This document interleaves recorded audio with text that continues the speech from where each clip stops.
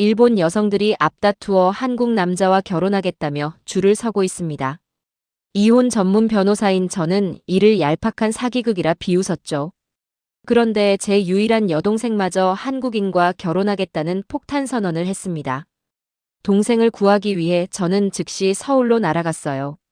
하지만 그곳에서 마주한 충격적인 현실은 제 평생의 가치관을 송두리째 무너뜨렸습니다. 과연 저는 무엇을 목격한 걸까요? 지금부터 그 놀라운 이야기가 시작됩니다. 구독과 좋아요를 눌러주시면 영상 제작을 만드는데 큰 힘이 됩니다. 그리고 한국이 최고라고 생각하신다면 댓글에 한국 최고라고 남겨주세요. 어디서 듣고 계신지도 남겨주세요. 저는 이혼 전문 변호사입니다.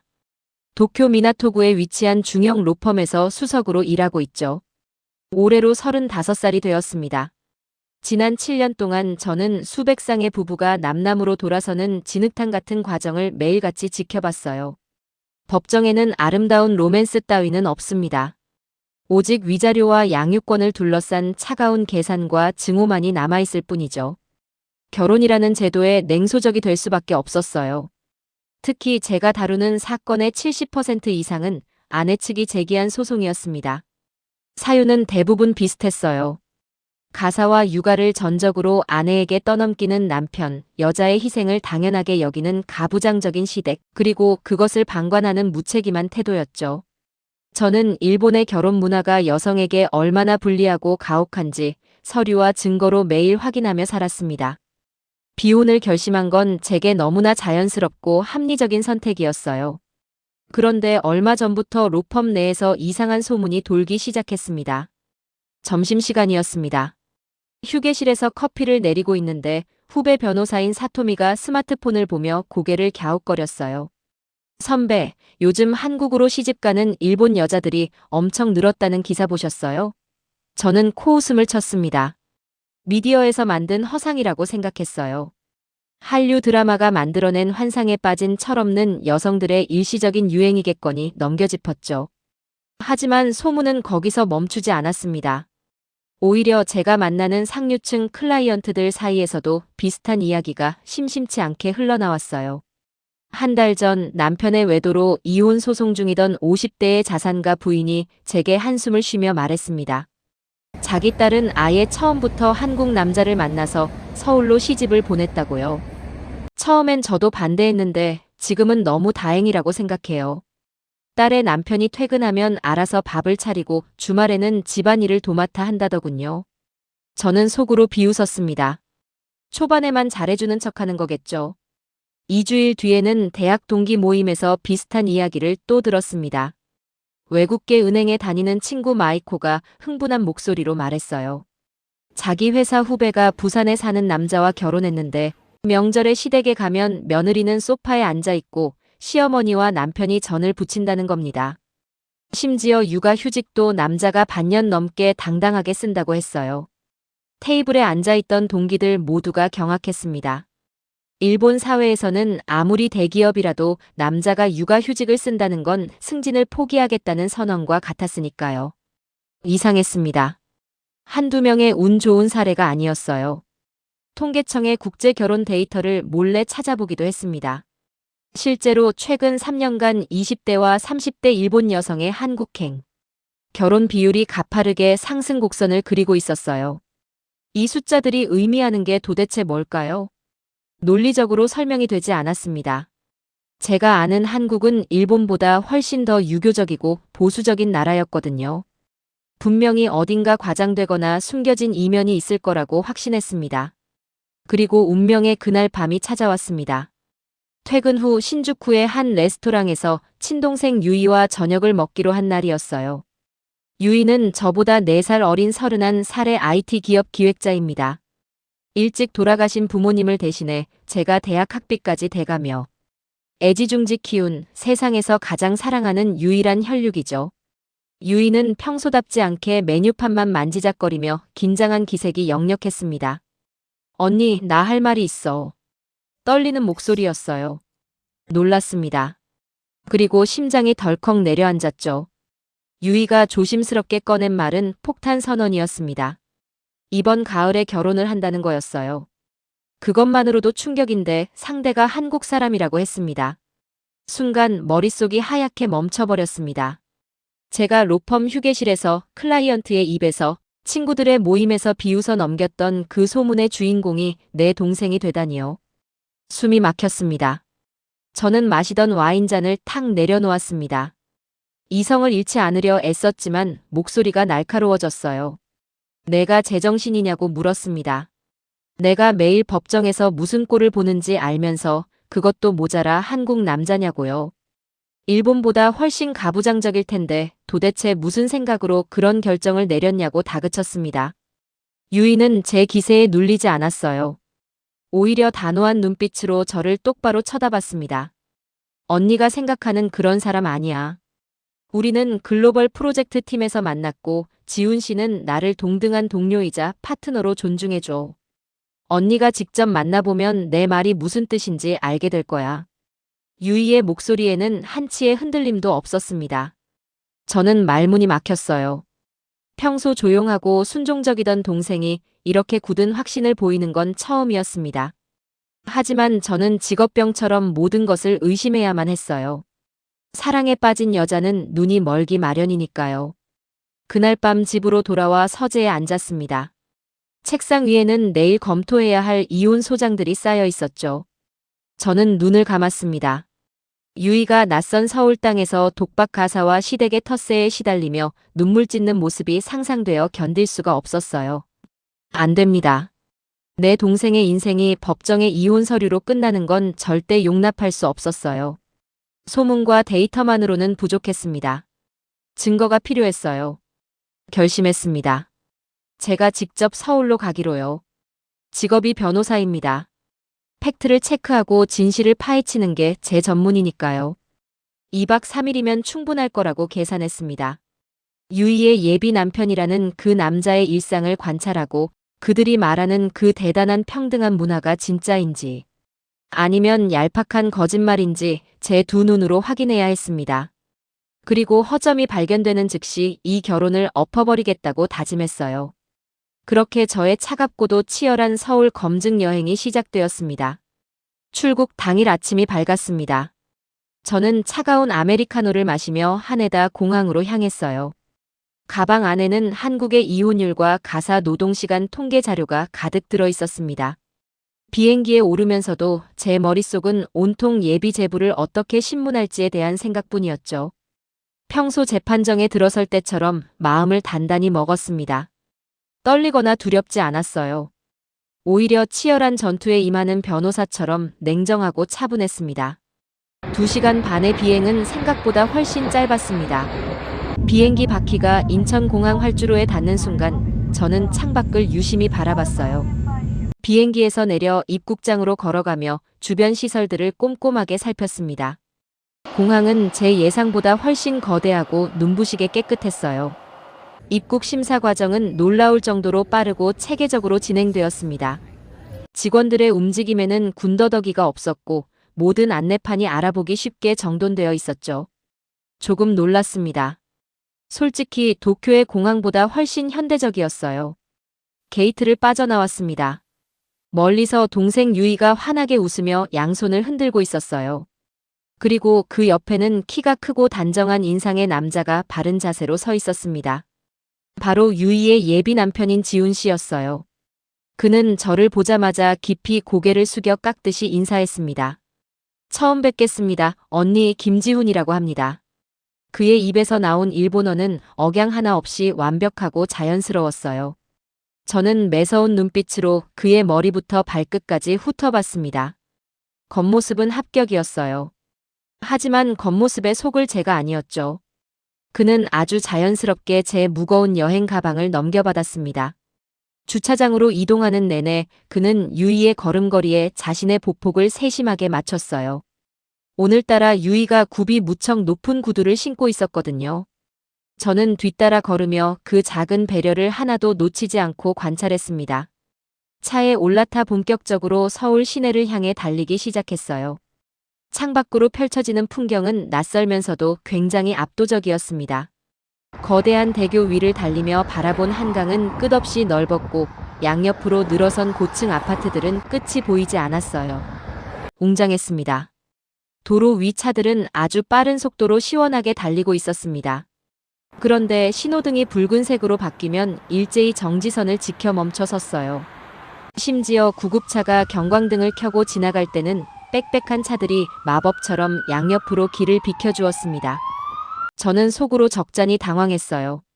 한국의 도로는 질서가 없고 운전이 무척 거칠 거라고 막연히 생각했었거든요. 하지만 제 눈앞에 보이는 서울은 철저한 규칙 속에서 빠르게 돌아가는 거대한 톱니바퀴 같았습니다. 30분을 달려 강남에 위치한 어느 숙소에 무사히 도착했어요. 지훈 씨가 차에서 먼저 내려 제 방문을 직접 열어주었습니다. 숙소 1층은 무척 조용하고 고급스러운 분위기였습니다. 지훈 씨는 제 여권을 받아들고 곧바로 접수처로 가서 능숙하게 숙소 배정을 도왔어요. 저는 푹신한 소파에 앉아 그 부산스러운 뒷모습을 가만히 지켜봤습니다. 유이가 제 옆에 바짝 붙어 앉으며 조용히 물었죠. 언니 어때? 지훈 씨 생각보다 훨씬 괜찮지? 저는 일부러 콧방귀를 크게 뀌었습니다. 아직 30분도 채 안 지났어. 며칠 더 지켜봐야지. 솔직히 말하면 지금까지는 흠잡을 데가 전혀 없었습니다. 하지만 첫인상만으로 모든 걸 섣불리 판단할 수는 없었으니까요. 방에 짐을 풀고 1시간 정도 짧은 휴식을 취했습니다. 배정받은 방은 아주 넓고 쾌적했어요. 저녁 7시가 되자 우리 세 사람은 식사를 하기 위해 밖으로 나섰습니다. 지훈 씨가 미리 예약해둔 곳은 강남 중심가에 있는 최고급 한우 고깃집이었어요. 내부는 일행끼리만 조용히 대화하기 좋게 칸막이로 철저히 나뉘어 있었습니다. 자리에 앉자마자 종업원들이 10가지가 넘는 다채로운 반찬들을 탁자 위에 가득 채워주었어요. 무척 정갈하고 먹음직스러웠습니다. 저는 속으로 첫 번째 신문을 시작할 정확한 타이밍을 재고 있었어요. 테이블 위에는 보이지 않는 팽팽한 긴장감이 맴돌았습니다. 뜨거운 숯불이 들어오고 붉은 빛의 질 좋은 고기가 나왔습니다. 저는 당연히 막내인 유이나 제가 직접 집게를 들고 고기를 구워야 한다고 생각했어요. 일본에서는 의례 여자가 남자나 윗사람을 위해 고기를 굽고 시중을 들기 마련이니까요. 그런데 지훈 씨가 아주 자연스럽게 집게와 가위를 덥석 집어들었습니다. 그는 익숙하고 능숙한 솜씨로 불판 위에 고기를 굽기 시작했어요. 다 익은 첫 고기는 유이와 제 빈 접시 위에 가장 먼저 올려주었습니다. 고기가 뜨거우니 조심해서 드시라는 다정한 말도 절대 잊지 않았죠. 저는 깜짝 놀랐습니다. 당황한 기색을 숨기고 저는 헛기침을 하며 본격적인 질문을 던졌습니다. 두 사람이 결혼하면 가사분담은 정확히 어떻게 할 생각입니까? 제 목소리는 재판정에서 증인을 신문할 때처럼 무척 차갑고 건조했어요.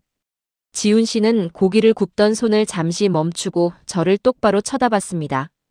그리고 조금의 망설임도 없이 차분하게 대답했어요. 유이는 아침잠이 많은 편이라 제가 매일 아침 식사를 준비할 겁니다. 퇴근은 유이가 저보다 30분 더 빠르니 저녁은 유이가 하고 설거지와 집안 청소는 제가 전담하기로 이미 합의를 마쳤습니다. 완벽하게 빈틈없는 대답이었어요. 저는 지지 않고 수위를 한 단계 높여 다시 물었습니다. 시댁 문제는 어떻습니까? 유이가 낯선 외국인 며느리라서 겪어야 할 부당한 텃세는 정말 없나요? 이번에도 그는 부드럽게 미소를 지으며 단호하게 대답했습니다. 저희 부모님은 지금 부산에 내려가 살고 계십니다. 명절에는 서로의 부모님 댁을 공평하게 번갈아가며 방문하기로 유이와 결정했어요. 이번 추석 연휴에는 도쿄에 가서 언니께 먼저 정식으로 인사드릴 예정입니다. 저희 어머니도 며느리가 들어오는 게 아니라 예쁜 딸이 하나 더 생기는 거라며 무척 기대하고 계세요. 저는 순간 말문이 턱 막혔습니다. 그의 대답에는 어떠한 모순이나 억지도 없었습니다. 추상적인 감정에 호소하며 두루뭉술하게 넘어가는 게 아니라 정확한 규칙과 타협을 바탕으로 저를 설득하고 있었어요. 마치 오랜 시간 치밀하게 훈련받은 유능한 변호사처럼 명확하고 논리적이었습니다. 식사가 화기애애하게 끝날 무렵 그가 자리에서 조용히 일어나 먼저 식사비를 계산하고 돌아왔어요.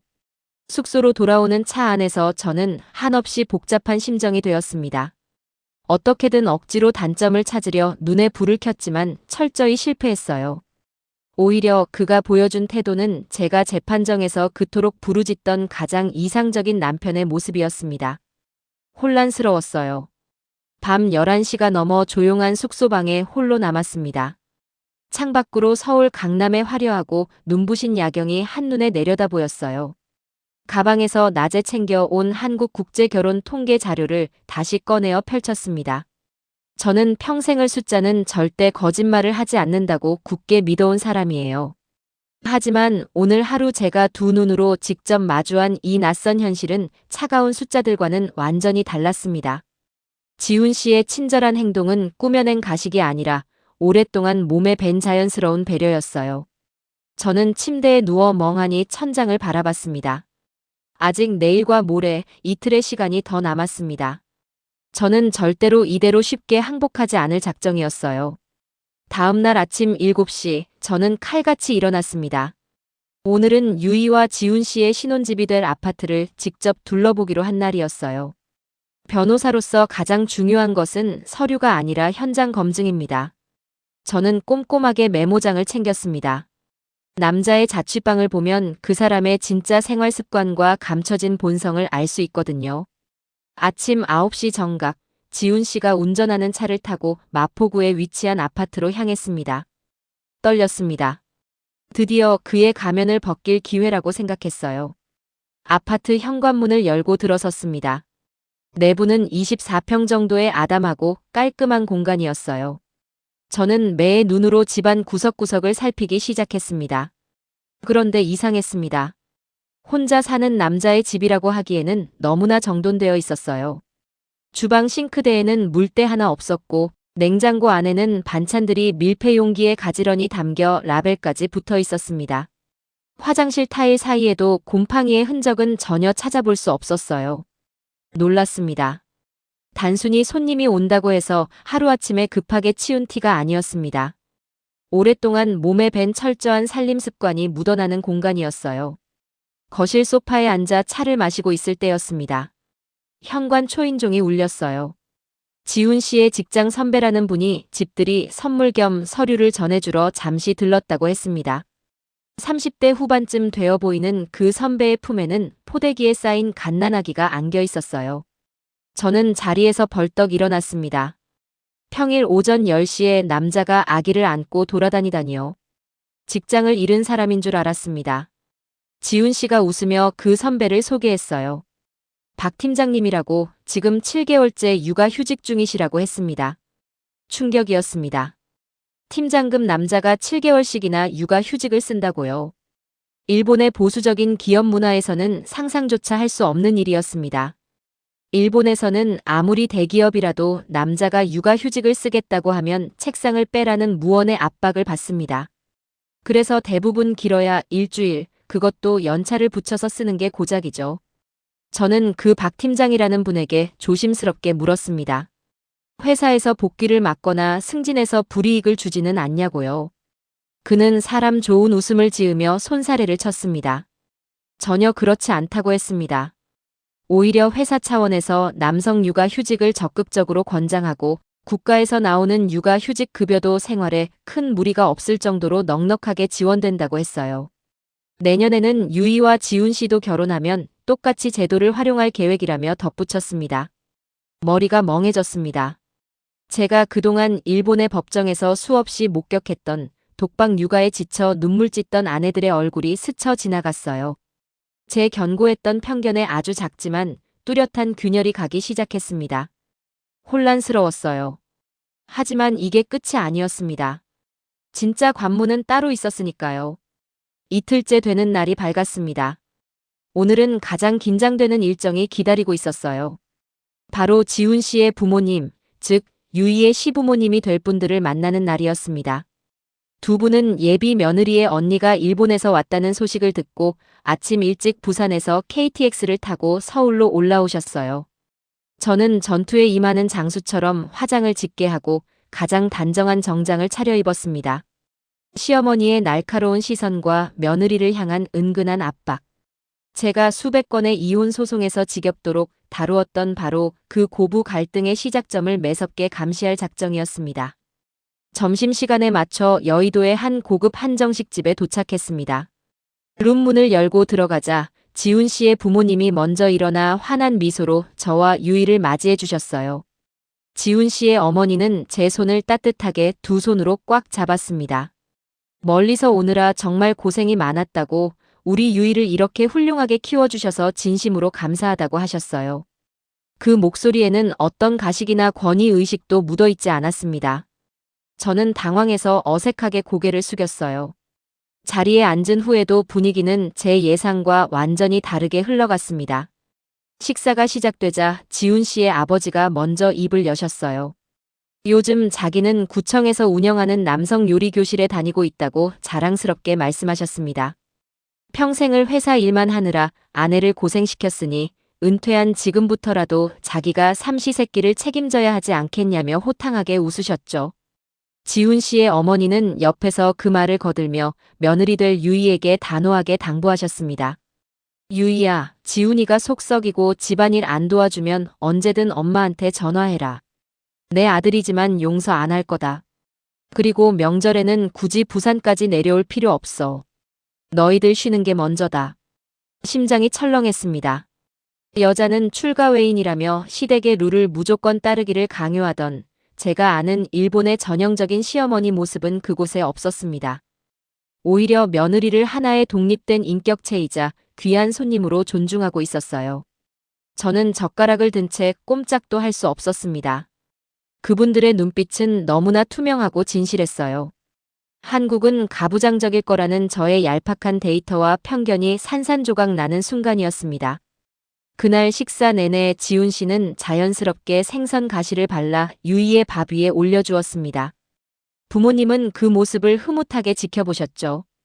이 가족에게 평등과 배려는 특별한 이벤트가 아니라 그저 당연한 숨쉬기 같은 일상이었습니다. 화장실을 다녀오겠다며 자리에서 일어난 저는 거울 앞에서 한참을 서 있었습니다. 얼굴이 화끈거렸어요. 내 동생을 불행의 구렁텅이에서 구하겠다고 여기까지 날아온 제 자신이 한없이 작고 부끄러워졌습니다. 인정할 수밖에 없었어요. 이들은 완벽했습니다. 서울 여정의 마지막 날 오전이었습니다. 유이는 저를 강남의 한 넓은 카페로 데리고 갔어요. 그곳에는 이미 10명 남짓의 여성들이 모여 담소를 나누고 있었습니다. 언니, 내가 소개할 사람들이 있어. 이분들은 모두 한국 남자와 결혼해서 서울에 살고 있는 일본 여성분들이야. 유이의 말에 저는 놀란 눈으로 그들을 바라봤습니다. 20대 후반부터 40대까지 연령대도 다양했어요. 그들은 저를 무척 반갑게 맞이해 주었습니다. 저는 자리에 앉아 조용히 그들의 이야기에 귀를 기울였어요.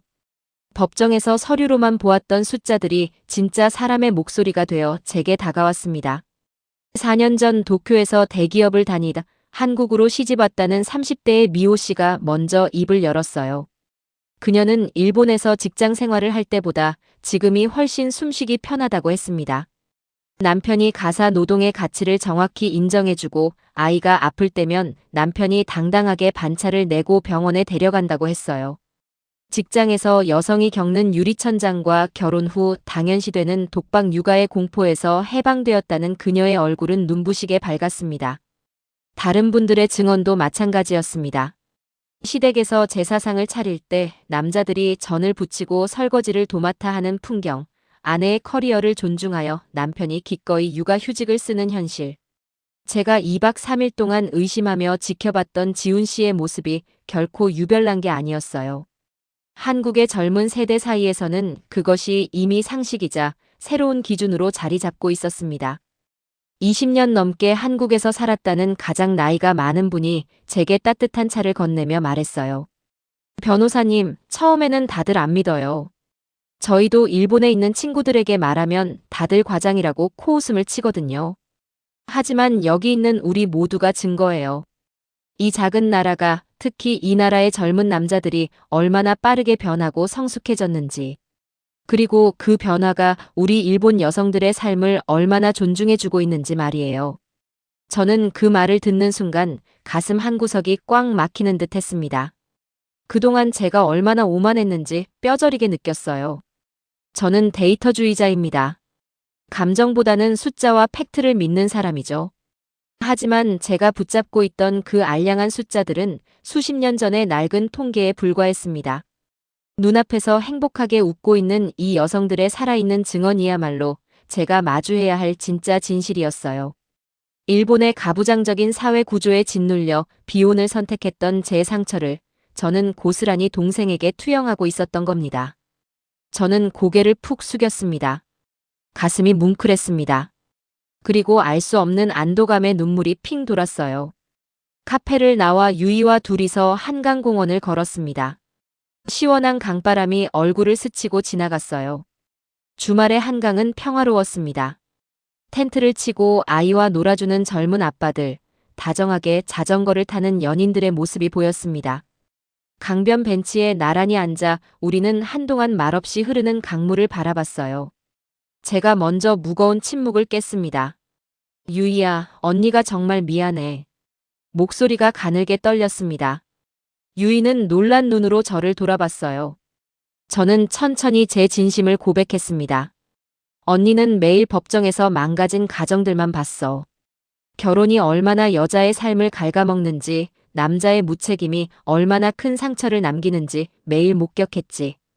그래서 내가 한국 남자와 결혼한다고 했을 때 하늘이 무너지는 줄 알았어. 일본보다 더 끔찍한 곳에서 내가 고통받을 거라고 확신했거든. 저는 잠시 숨을 골랐습니다. 하지만 언니가 완전히 틀렸어. 지훈 씨는 정말 좋은 사람이고 내 시부모님도 너무나 따뜻한 분들이시더라. 내가 왜 그런 확신을 가졌는지 이제야 알겠어. 유이의 눈에 맺혀있던 눈물이 툭 떨어졌습니다. 그녀는 제 손을 꽉 잡으며 말했어요. 언니가 내 걱정 때문에 여기까지 와준 거 다 알아. 언니는 세상에서 나를 가장 사랑하는 사람이니까. 나는 지훈 씨와 정말 평등하게 서로를 존중하면서 잘 살 수 있어. 언니가 축복해주면 더 바랄 게 없어. 저는 유이의 어깨를 감싸 안았습니다. 콧등이 시큰거렸어요. 7년간 꽉 막혀있던 제 마음속의 차가운 얼음이 한강물에 스르르 녹아내리는 기분이었습니다. 그것은 완전한 항복 선언이었습니다. 하지만 패배감은 조금도 들지 않았어요. 오히려 제 인생에서 가장 기쁘고 홀가분한 패배였습니다. 내 동생이 이토록 건강하고 성숙한 사회에서 훌륭한 파트너와 함께 존중받으며 살아갈 수 있다는 사실이 너무나 감사했어요. 저는 지훈 씨에게 전화를 걸었습니다. 저녁을 사겠다고 했어요. 비싸고 맛있는 한국 음식을 언니가 한턱 내겠다고 말입니다. 수화기 너머로 지훈 씨의 밝은 웃음소리가 들려왔습니다. 완벽한 저녁이었습니다. 월요일 아침, 저는 다시 도쿄 미나토구의 로펌 사무실에 앉아 있었습니다. 책상 위에는 여전히 이혼 소장들이 산더미처럼 쌓여 있었어요. 남편의 외도, 독박 육아, 시댁의 부당한 대우. 사건의 내용은 서울에 가기 전과 토씨 하나 다르지 않았습니다. 하지만 서류를 읽어내려가는 제 시선은 완전히 달라져 있었어요. 전에는 이 서류들이 그저 결혼은 미친 짓이다라는 제 냉소적인 신념을 증명하는 도구일 뿐이었습니다. 하지만 지금은 달랐습니다. 분노가 치밀어 올랐어요. 바로 이웃나라인 한국은 제도를 바꾸고 문화를 바꾸며 남녀가 평등하게 존중받는 사회로 나아가고 있는데 왜 일본의 여성들은 여전히 이런 불합리한 고통 속에서 희생을 강요받아야 하는가? 저는 더 이상 비웃지 않았습니다. 대신 제가 변호사로서 이 여성들을 위해 무엇을 더 치열하게 싸워야 할지 고민하기 시작했어요. 점심시간 휴게실에 후배 사토미가 들어왔습니다. 선배, 주말에 한국 다녀오셨다면서요? 요즘 유행한다는 그 한국 결혼, 역시 다 사기 맞죠? 그녀가 장난스럽게 물었습니다. 저는 커피잔을 내려놓고 사토미의 눈을 똑바로 쳐다봤어요. 아니, 사토미. 그건 진짜였어. 사토미의 눈이 동그랗게 커졌습니다. 저는 제가 2박 3일 동안 서울에서 보고 듣고 겪은 모든 것들을 아주 논리적이고 차분하게 설명해 주었습니다. 남성 육아 휴직의 현실, 동등한 가사 분담, 그리고 시댁의 따뜻한 배려까지. 오후에는 제 클라이언트인 자산가 부인과 미팅이 있었습니다. 그녀가 한숨을 쉬며 딸의 한국 시집살이를 걱정할 때 저는 서류 가방에서 유이가 보내준 지훈 씨가 요리하는 사진과 한국의 남성 가사 참여율 증가 통계 자료를 꺼내 보여주었습니다. 사모님, 따님은 지금 세상에서 가장 안전하고 존중받는 곳에 있습니다. 아무 걱정하지 마세요. 제 단호하고 확신에 찬 목소리에 클라이언트의 불안하던 눈빛이 이내 평온해졌습니다. 저는 도쿄 한복판에서 한국의 진실을 알리는 작지만 단단한 스피커가 되어가고 있었습니다. 서재 창밖으로 도쿄의 스카이라인이 붉게 물들어갑니다. 저는 동생 유이의 청첩장 시안을 가만히 들여다보았습니다. 두 사람의 이름이 나란히 적힌 그 작은 종이가 제게는 참 많은 것을 의미했어요. 한국에서의 그 짧았던 2박 3일은 차가운 법전과 이혼 서류 속에 갇혀있던 제 인생관을 완전히 뒤집어 놓았습니다. 이 작은 나라 한국이 세계에 가르쳐주고 있는 것은 명확합니다. 여성의 희생을 딛고 유지되는 가정은 더 이상 미래가 없다는 것. 힘이 아니라 배려로, 권위가 아니라 평등으로 함께 짐을 나눌 때 비로소 진정한 가족이 완성된다는 것을요. 수많은 일본 여성들이 왜 그토록 한국으로 향하는지 그 충격적인 현상의 답은 바로 거기에 있었습니다. 인간으로서 당당히 존중받고 싶다는 너무나 당연하고도 간절한 외침이었던 거죠. 저는 이제 더 이상 냉소적인 이혼 변호사가 아닙니다. 진정한 평등이 무엇인지 두 눈으로 목격한 증인이자 새로운 시대의 희망을 믿게 된 한 명의 평범한 언니일 뿐입니다. 내년 봄 벚꽃이 피면 저는 유이와 지훈 씨의 결혼식에 참석하기 위해 다시 서울로 향할 겁니다. 그때는 의심의 눈초리가 아니라 세상에서 가장 따뜻한 축복을 한가득 안고 갈 거예요. 여러분은 언제 한국의 성숙한 문화가 자랑스러우셨나요? 혹은 일상에서 당연하게 느끼던 배려가 누군가에게는 큰 충격과 감동이 될 수 있다는 사실을 알고 계셨나요? 여러분의 소중한 경험과 생각을 댓글로 남겨주세요. 이 영상이 공감되셨다면 좋아요와 구독 부탁드립니다. 변호사 스즈에의 치열하고도 따뜻했던 서울 기록은 여기까지입니다. 감사합니다.